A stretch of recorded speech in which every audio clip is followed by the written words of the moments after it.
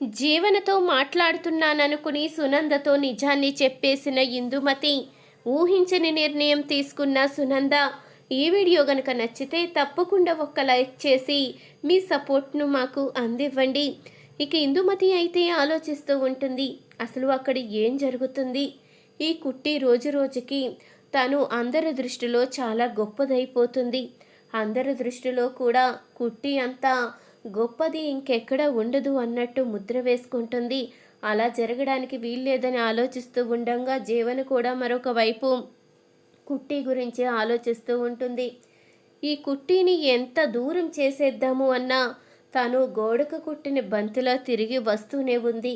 తన గొప్పతనాన్ని ఇంట్లో ఉన్నా పొగడమే, ఇప్పుడు బయటున్నా కూడా పొగుడుతమే. దాన్ని ఇలాగే వదిలేస్తే ఎలా కుదురుతుంది? ఖచ్చితంగా దాన్ని శాశ్వతంగా దూరం చేసేయాలి. ఏం చెయ్యాలో అర్థం కావడం లేదే. పెద్దమ్మని ఏదన్నా సలహా అడుగుదాము అన్నా నా మైండ్ తింటుంది తప్ప అంతకన్నా ఏ సలహా ఇవ్వదు అంటూ ఆలోచిస్తూ బయటికైతే వెళ్ళిపోతుంది జీవన. ఇంతలో జీవన ఫోన్కి ఇందుమతి అయితే ఫోన్ చేస్తుంది. ఫోన్ ఎత్తి సావవే అంటూ అనుకుంటూ ఉంటుంది. జీవన ఫోను లోపలే మర్చిపోయి వెళ్ళిపోయినట్టుంది. ఎవరు చేశారో ఏంటో. అప్పుడే 2-3 సార్లు ఫోన్ వచ్చింది కదా, నేనే తీసుకువెళ్ళి తనకిస్తాను అంటూ ఇక సునంద్ అయితే ఫోన్ చూడంగానే ఇందుమతి నెంబర్ అయితే కనిపిస్తుంది. ఇక ఫోన్ అయితే తన తీయడంతో ఇంతలో ఇందుమతి అయితే ఫోన్ జీవనే తీసిందనుకొని, ఏంటే ఎన్నిసార్లు చేసినా ఫోన్ ఎత్తి సావవేంటి? నీకేదో విషయం చెప్దామని నేను ఫోన్ చేస్తుంటే నువ్వు మాత్రం ఏదో పనేమీ లేక ఫోన్ చేసినట్టు ఫోన్ తీయడానికి ఇంతసేపేంటి?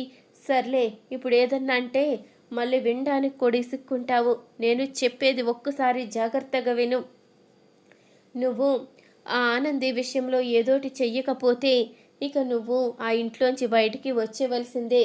ఎందుకంటే ఇప్పుడు ఆ కుట్టి తను నిర్దోషి అని నిరూపించుకునే సాక్ష్యాల కోసం ఎదురు చూస్తుంది. ఒకవేళ మన కర్మకాలి సాక్ష్యాలేవన్నా దొరికేయే అనుకో, తర్వాత ఇక నీ పని నా పని అయిపోయినట్టే.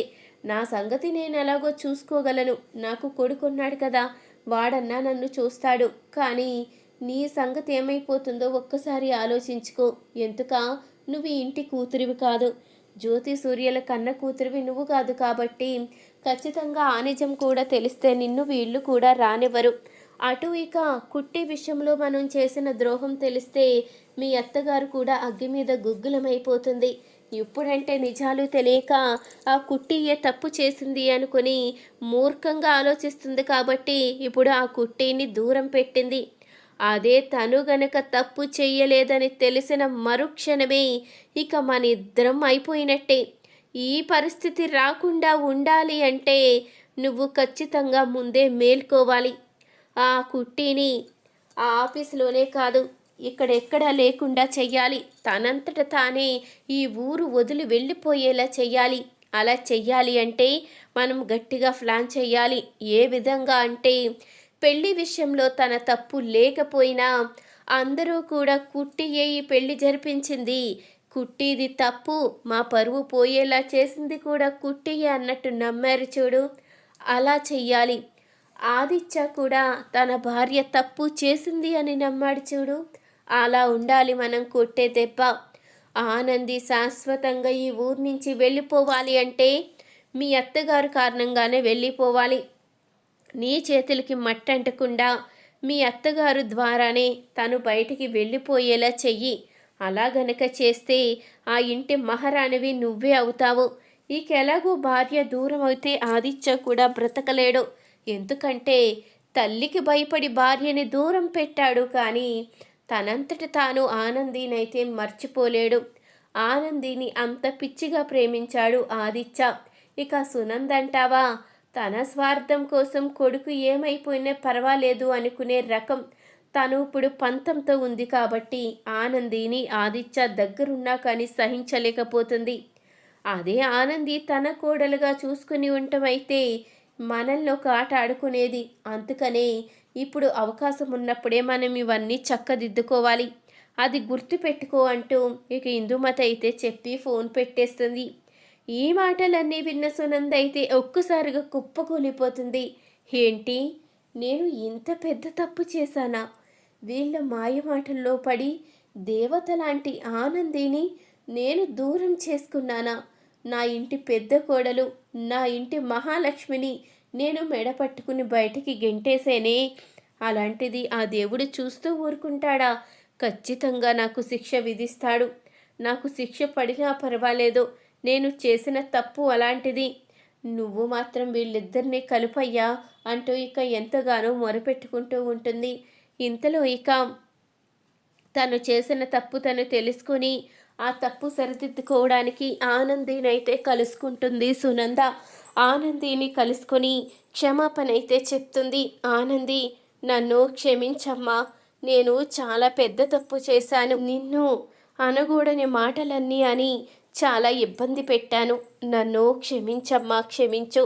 ఇంకెప్పుడు ఇలాంటి పొరపాటు చెయ్యను. ఇంకెప్పుడు ఇలాంటి తప్పు చెయ్యను. నన్ను క్షమించి దయచేసి మన ఇంటికి రామ్మా. నువ్వు లేని ఇల్లు ఎలాంటి కళ లేకుండా జీవశవంలా ఉంది. నువ్వు ఆ ఇంట్లో అడుగు పెడితేనే ఆ ఇంటికి జీవకళ వస్తుంది. దయచేసి నన్ను క్షమించి నువ్వు రావాలి అంటూ ఆనందినైతే ఇంటికి తీసుకువస్తుంది సునంద. అది చూసిన ఆదిత్య అయితే, ఏంటమ్మా నువ్వు ఆనందిని తీసుకొచ్చావేంటి అని అడుగుతూ ఉండంగా, నన్ను క్షమించరా, ఇంతకాలం మీ మధ్య ఉన్న ప్రేమని అర్థం చేసుకోలేకపోయాను. నువ్వు కేవలం నా కోసమే తనని దూరం పెడుతున్నావని తెలుసుకోలేకపోయాను.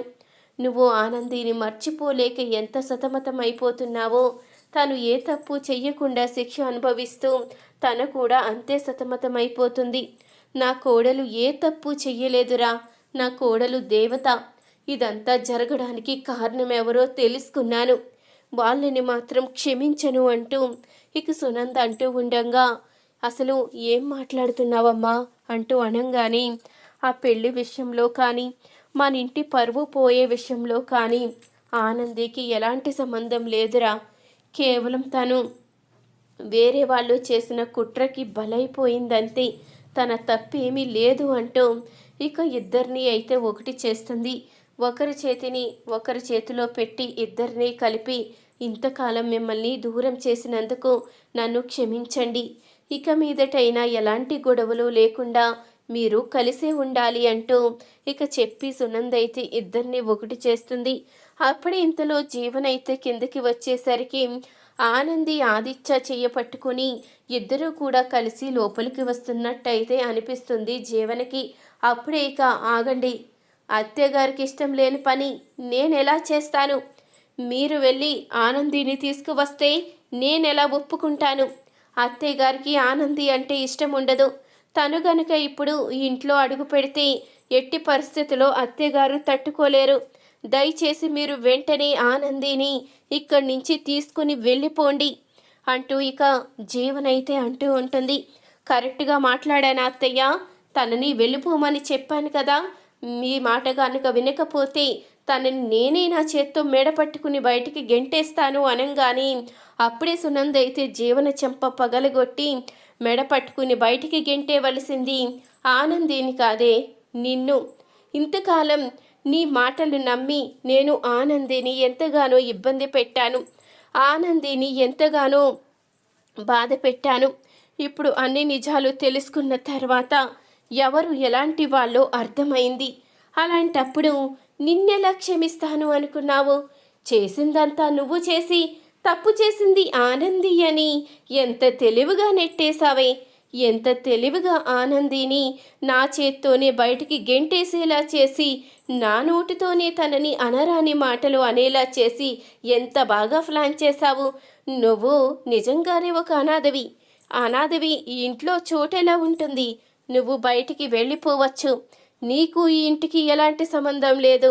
నువ్వెలాగో కన్న కూతురువు కాదు కాబట్టి వాళ్ళు కూడా రానివ్వరు అంటూ సునంద అయితే ఇక జీవనకి ఊహించని షాక్ అయితే ఇస్తుంది. ఇక సునందకి నిజం తెలిసిపోయేసరికి జీవనైతే ఒక్కసారిగా షాక్ అవుతుంది. అత్తయ్యగారు, నన్ను క్షమించండి. నేను ఇంకెప్పుడు ఎలాంటి తప్పు చెయ్యను.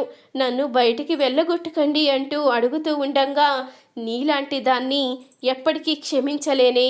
నువ్వు ఇంట్లో ఉండడానికే వీల్లేదు. నువ్వు బయటికి పో. ఇంతకాలం నువ్వు చేసిన అన్యాయం చాలు అంటూ సునంద అయితే చెప్పేసరికి జీవనైతే కుప్పకూలిపోతుంది. ఇక జీవననైతే మెడ పట్టుకు బయటికి గెంటేస్తుంది సునంద. ఈ వీడియో గనక నచ్చినట్టయితే తప్పకుండా ఒక్క లైక్ చేయండి. మీరిచ్చే ఒక చిన్న లైక్ మా ఛానల్కి ఎంతో మోటివేషన్ ఇస్తుంది.